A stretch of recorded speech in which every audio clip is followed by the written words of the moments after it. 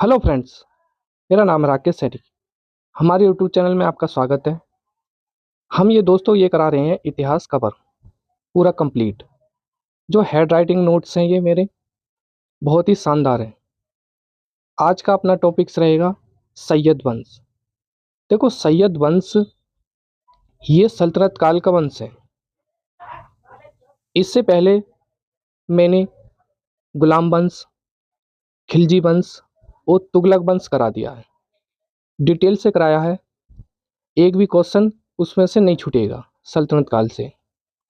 ऐसे ही आज का अपना विषय है सैयद वंश।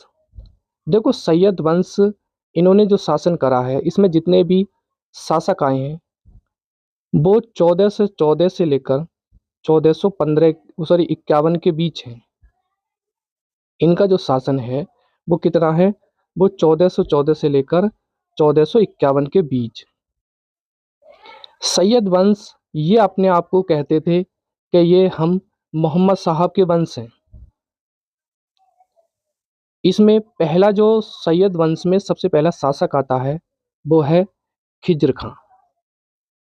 देखो, खिज्र खां का जो समय है, इन्होंने जो शासन करा है वो 1414 से लेकर 1421 के तहत करा है। ये बताते हैं कि तैमूर ने इसे मुल्तान और पंजाब का गवर्नर बनाया था, लेकिन इसने सुल्तान की उपाधि धारण नहीं करी है। उपाधि जो है इसकी रैयत ए आला के नाम से इसकी उपाधि है। यह स्वयं को तैमूर के जो पुत्र हैं शाहरुख का प्रतिनिधि मानता है। इसका कोई खास ज़्यादा एग्जाम की दृष्टि से कोई पॉइंट ऑफ व्यू नहीं है। अब इससे अगला जो शासक आता है वो है मुबारक शाह। मुबारक शाह का जो समय है वो 1421 से लेकर 1434 है। यह अपने आप की जो उपाधि है ये शाह की उपाधि धारण करता है। यहाँ बिना सॉरी या बिन अहमद सरहिंदी इसके शासनकाल में ये लिखी है तारीख मुबारक शाही। इसके बाद शासक आते हैं मोहम्मद शाह। इनका जो समय है वो 1434 से लेकर 1445 के तहत है। इन्होंने इसका भी कोई खास से ज़्यादा योगदान नहीं है। उसके बाद शासक आते हैं अलाउद्दीन आलम शाह। इनका जो शासन है वो 1445 से लेकर 51 तक है। यह सल्तनत का कार्यभार बहलोल लोदी को सौंपकर बदायूं चला जाता है। अब उसके बाद बहलोल लोदी शासन करते हैं लोदी वंश से। तो लोदी वंश स्टार्ट होता है 1451 से लेकर 1526। ये बताते हैं कि जो लोदी हैं, जो इनका जो संबंध है वो अफगान की साहू खेल शाखा से है। कौन सी शाखा से? साहू खेल। इनके पूर्वज घोड़ों के व्यापारी थे। अब इसका शासन देख लेते हैं बहलोल लोदी का। इन्होंने जो शासन करा है वो 1451 से लेकर 89 तक। बहलोल लोदी अफगानों का जो मूलक समाज है वो उसका संबंध है इनसे। सुल्तान को तुलना में जो सबसे प्रथम माना जाता है बहलोल लोदी। बहलोल अपने अमीरों का सदैव क्या करता है? स्वागत करता है। ये मानते हैं ये सिंहासन का प्रयोग नहीं करता था। अमीरों को ये मसनद ए आली कहकर पुकारता था। और एक मेन पॉइंट है कि इसने जौनपुर को भी क्या कर लिया? जीत लिया था युद्ध में। इसने सिक्के चलाए हैं किस नाम से? तो बहलोली सिक्के के नाम से। उसके बाद शासन आता है सिकंदर लोदी का। 1789 से लेकर 1517 तक इन्होंने शासन करा है सिकंदर लोदी ने। ये करता है देखो सिंहासन का प्रयोग। और इसने सुल्तान के पद को गरिमीय बनाया और भी ज़्यादा पॉपुलर बनाया है सिकंदर लोदी ने। इसने अमीर शाही फरमान का भी सम्मान करते हैं। ये कबीर दास जो निर्गुण गुण कवि हैं इसी के काल में थे। इन्होंने बीजक, बसंत, साखियाँ, संवद, मंगल और होली आदि जो है पुस्तकें लिखी हैं। गुलरुखी उपनाम से लिखता है ये। इसने आगरा शहर की स्थापना कब करी है? तो ये 1504 ईस्वी में करी है। और इसे जो राजधानी बनाया है आगरा को ही, वो 1506 में बनाया है।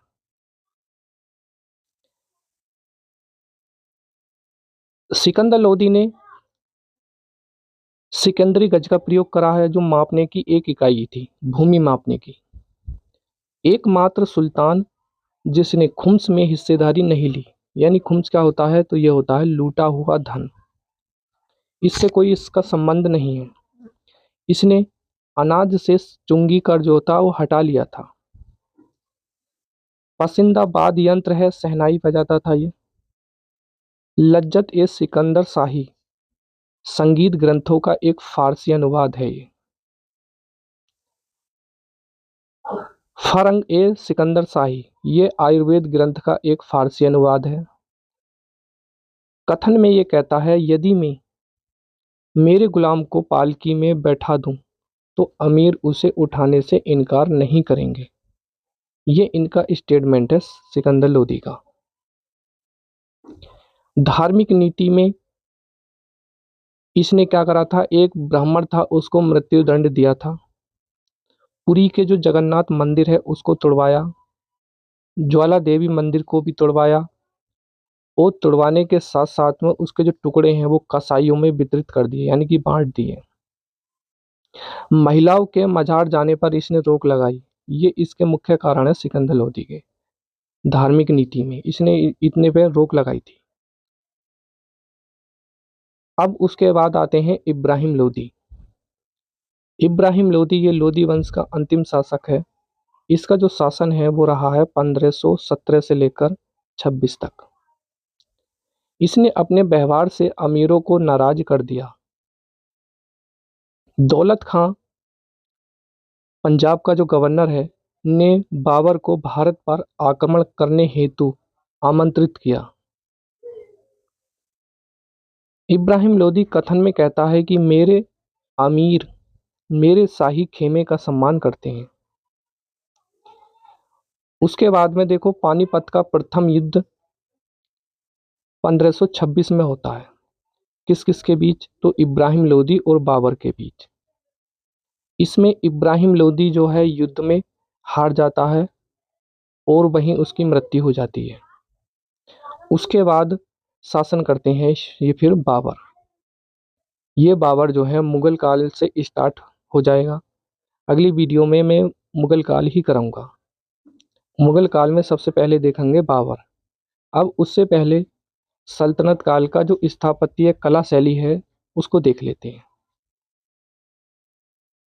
सल्तनत काल का जो स्थापत्य शैली है वो स्थापत्य शैली और मुस्लिम शैली दोनों ही मिक्स और इंडो इस्लामिक शैली ही, यानी कि इन दोनों को कहा जाता है। ये दोनों तरीके से थी, या तो हिंदू स्थापत्य कला भी शैली थी और मुस्लिम भी थी, ये थी। लेकिन इन दोनों को अगर मिला दिया जाए तो क्या कहा जाएगा? इंडो इस्लामिक शैली कहा जाएगा। अब हिंदू शैली में जो मंदिर बनते थे तो उसमें छज्जे हुआ करते थे, कोष्टक करते थे और स्तंभ हुआ करते थे। इसके निर्माण में बड़े बड़े पत्थरों का प्रयोग होता था। मंदिरों में अलंकरण होते थे, यानी कि देवी देवताओं एवं अप्सराओं की मूर्ति, फूल पत्ते, बेल बूटी, घंटियां आदि लगाई जाती थी। जबकि मुस्लिम शैली में तो देखो मीनार होती थी, गुंबद होती थी। ये दोनों ही इसको मिला के मेहराब शैली नाम से जानते हैं। इस निर्माण में छोटे पत्थर लगते थे, गारा, चूना, टाइल का प्रयोग होता था। अलंकरण में कुरान की आयातें और ज्यामिति आकृतियां थीं। और अरवस शैली में हिंदू और मुस्लिम शैली के अलंकरण की मिश्रित शैली है ये अरवस्क शैली। अब देखो एक एक करके देख लेते हैं स्थापत्य कला में।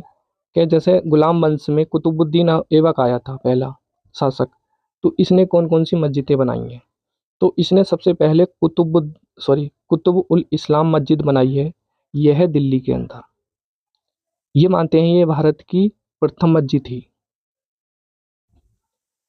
निर्माण सामग्री हेतु 27 हिंदू एवं जैन मंदिरों को भी इसने क्या करा, तुड़वाया था।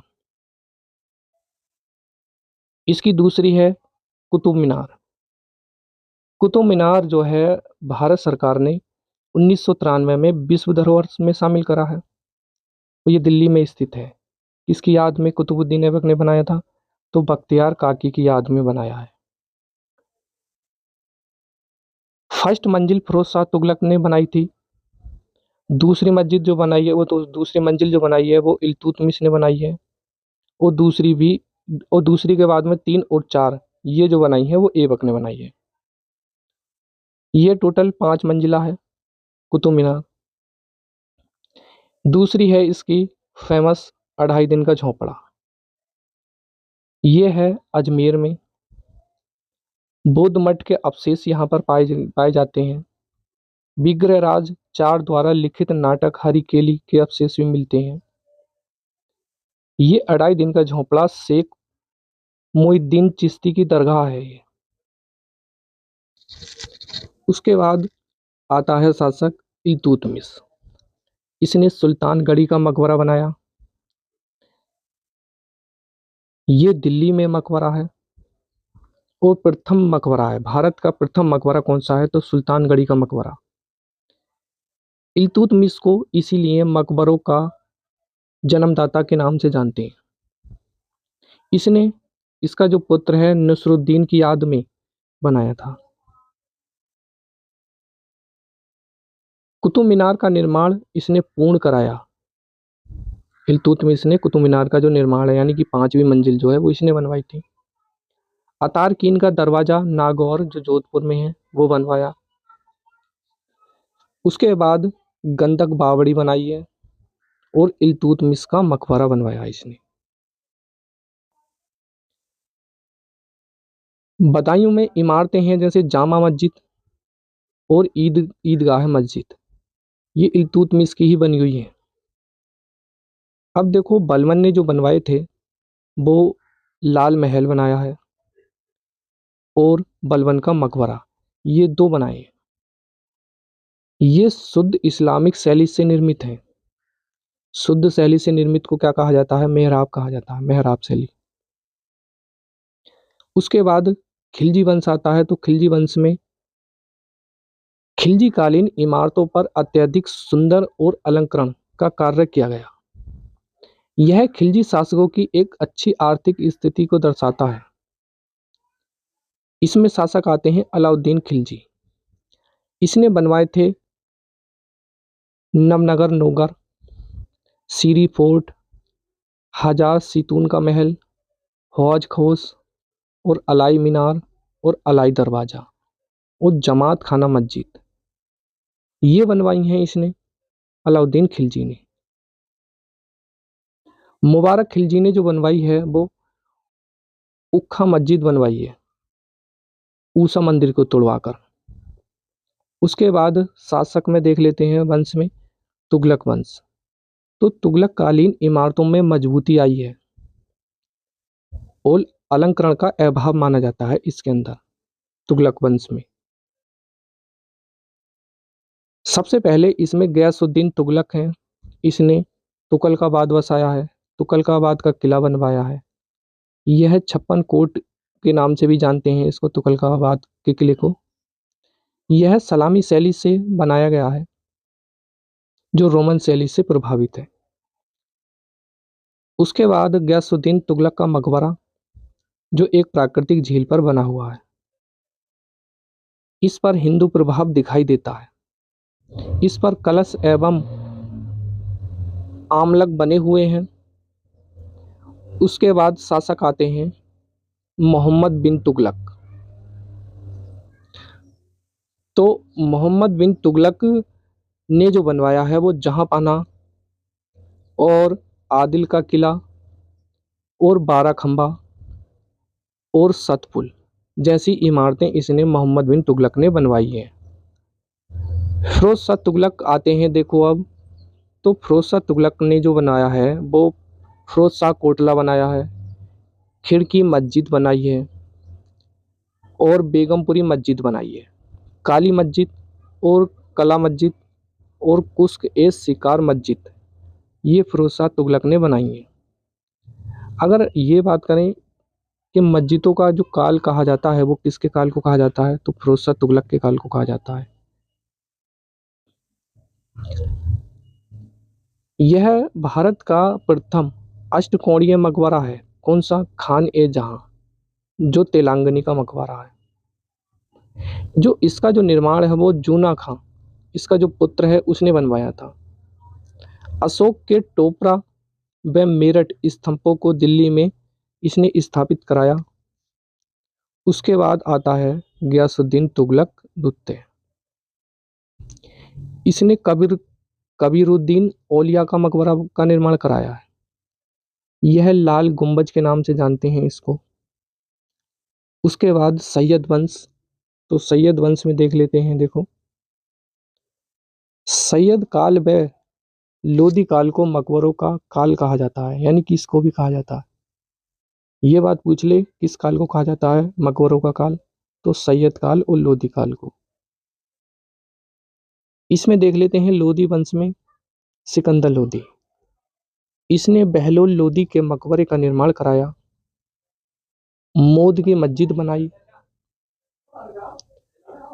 और उसके बाद इब्राहिम लोदी ने इसने सिकंदर लोदी के मकबरे का निर्माण पूर्ण कराया है। प्रथम इमारत जहां दोहरे गुंबज का निर्माण कराया है इसने। उसके बाद देख लेते हैं सल्तनत कालीन साहित्य में। तो देखो लेखक आते हैं तीन, हसन निजामी, मिनहाज उज सिराज और अमीर खुसरो। हसन निजामी की जो पुस्तक है वो ताज उल मासिर है। मिनहाज उज सिराज की जो पुस्तक है तबकात ए नासरी है। और अमीर खुसरो की, यहाँ से क्वेश्चन पुट अप होते हैं कि अमीर खुसरो की जो पुस्तकें हैं वो कौन सी हैं। तो देखो नूर सपेहर है, किरान उस सादेन है, मिफ्ता उल फुतू है और अंत में है खजाइन उल फुतू। और सबसे फेमस है तुगलक तुगलकनामा, ये अमीर खुसरे की है। और उसके बाद में है आशिकी। ये मानते हैं खुसरो के चरित्र के बारे में अगर बात करें तो ये खुसरो जो था वो निजामुद्दीन औलिया का शिष्य था। इसको हिंद का तोता भी कहा जाता है। ये क्वेश्चन बहुत ज़्यादा इम्पोर्टेंट है। अमीर खुसरो ने 7 सुल्तानों के समकालीन रहा था। यह प्रथम व्यक्ति था जिसने अपनी रचनाओं में हिंदी लोकति एवं मुहावरों का प्रयोग करा है। इसने संगीत में योगदान दिया। तबूरा एवं वीणा को मिलाकर सितार का आविष्कार किया। सितार के अभिवादक भी कौन है, तो अमीर खुसरो हैं। कव्वाली तराना जैसी गायन शैली इसने ही विकसित करी है। इसने गजल और ग्याल शैली जैसी विकसित करी है। अब सल्तनत कालीन की जो प्रशासन सुधार थे वो देख लेते हैं। तो प्रशासन में एक वजीर हुआ करता था, ये पद है। तो वो वित्त मंत्री था। मुशरिफ ए मुमलिन ये थे महालेखाकार। और मुस्तौफी ए मुमकिन ये थे महालेख परिषद। ये दोनों ही वजीर के अधीन आते थे। इसके विभाग हैं दीवान ए इंसा, ये पत्राचार था। दीवान ए बरीद ये गुप्तचर विभाग था इनका। दीवान ए अर्ज ये सैनिक विभाग था। दीवान ए बखूफ ये व्यय विभाग था, यानी कि खर्च विभाग। दीवान ए नजर ये उपहार कर है। दीवान ए रसाल ये विदेश विभाग है। दीवान ए मुस्त खराज ये राजस्व विभाग है। अंत में है दीवान ए अमीर कोही ये कृषि विभाग है। ये एग्जाम में कई बार आ गया है, इसको देख लेना। दीवान ए अमीर कोही ये क्या है, तो कृषि विभाग है। इसमें प्रमुख अधिकारी हुआ करते थे, जैसे अमीर ए शिकार तो ये शिकारी अधिकारी थे। अमीर ए आखुर ये अश्व यानी कि घोड़े अधिकारी थे।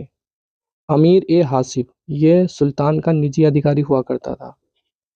उसके बाद अमीर ए मजलिस ये शाही दावत की व्यवस्था कराने में लगता था। उसके बाद वकील ए दर ये शाही महल की आवश्यकताओं की पूर्ति करने वाला था। शाहिना ए पिल ये हस्तीशाला का प्रमुख था, यानी कि हाथियों को पालने का सहायक था ये पालने में। सद्र उस सुदूर ये था धार्मिक मामलों का प्रमुख। उसके बाद काजी उल कजाज ये न्यायाधीश था। प्रांतीय प्रशासन में देख लेते हैं। देखो कुछ शब्द जैसे इक्ता आता था, तो इक्ता क्या होती थी, भूमि होती थी। बजे क्या होती थी, एक जो छोटा विभाग था, भूमि का छोटा टुकड़ा बजे कहलाता था। सैनिक प्रशासन में भी थी इनकी। सैनिक प्रशासन जो था, जैसे केंद्रीय सेना थी तो उसको कहा जाता था हस्म ए कल्ब। ऐसी प्रांतीय सेना को कहा जाता था हस्म ए अतराफ। घुड़सवार सेना को कहा जाता था सवार ए कलब। और अंगरक्षक सेना को कहा जाता था खास ए खैल। अलाउद्दीन खिलजी के नियमित सेना का गठन करता है। क्या करता है अलाउद्दीन खिलजी जो है, नियमित सेना का गठन। मोहम्मद बिन तुगलक ने दशमलव पद्धति सेना का गठन करा है। देखो 10 सवार जो होते थे एक सर ए नौबत के नाम से जानते थे। 10 सर ए नौबत जो होता था वो एक सिपा सलार होता था। और 10 सिपा सलार जो होते थे वो एक अमीर होता था। और 10 अमीर जो होते थे वो एक मालिक होता था। और 10 मालिक जो होता था वो एक खान के नाम से जानते थे उसको। उसके बाद देखो हथियार जो थे इनके पास, मंगलिक, गुटेल और अराट जैसे हथियार थे इनके पास। न्याय प्रशासन में जो सर्वोच्च न्यायाधीश था उसको सुल्तान का पद धारण था। और जो प्रधान न्यायाधीश था उसको काजी के नाम से प्रसिद्ध थे ये। न्याय विभाग का जो प्रमुख था वो काजी कहलाता था, काजी करता था। काजी जिसकी सहायता से न्याय करता था उसको कहा जाता था मुफ्ती। फौजदारी मामलों में हिंदुओं और मुसलमानों हेतु समान कानून था, यानी कि हिंदुओं के लिए भी कानून और मुसलमानों के लिए भी कानून समान था। लेकिन दीवानी मामलों में हिंदू और मुसलमानों हेतु अलग अलग थे ये। दीवानी मामले में गांव में पंडित और काजी न्याय का कार्य करते थे। इसके कानून के स्रोत में देख लेते हैं तो कुरान हुआ करती थी। हदीस जो होता था वो मोहम्मद साहब की शिक्षाएं एवं जीवन की घटनाएं सुनाता था। इल्जमा जो थी वो धार्मिक व्याख्याओं की शिक्षाएं देती थी। और कयास जो होता था वो काजी द्वारा अनुमानित सजा थी ये। देश का जो कानून है वो स्थानीय कानून के तहत चलते थे ये। अंत में देख लेते हैं राजस्व व्यवस्था इनकी कैसी थी। भू राजस्व कर राजस्व का प्रमुख एक स्रोत है। राजस्व वसूलने की जो पद्धति अपनाई थी इन्होंने बटाई पद्धति अपनाई है। अब ये बटाई भी कितनी थी, तो ये 3 प्रकार की थी। खेत बटाई, लंक बटाई और रास बटाई। अब बटाई के भी अन्य नाम हैं, जैसे किस्मत ए गल्ला, गल्ला ए बक्सी और हासिल। ये बटाई के अन्य नाम हैं। अंत में 2 टॉपिक और हैं। कनकूप ये था भू राजस्व वसूलने की एक अन्य पद्धति। एक मोस्ट इम्पोर्टेंट है कि शराब बनाने की आसवन विधि का जो आरंभ हुआ वो कागज बनाने की विधि तुर्कों ने आरंभ करी है। और यहाँ तक कि कलाई विधि है ये भी तुर्कों ने ही स्टार्ट करी है। तो दोस्तों दिल्ली सल्तनत जो है ये पूर्ण रूप से कंप्लीट हो गया है। अब जो इससे अगली जो वीडियो हम बनाएंगे वो स्टार्ट करेंगे मुगल काल। मुगल काल को डिटेल से देखेंगे। तब तक के लिए धन्यवाद।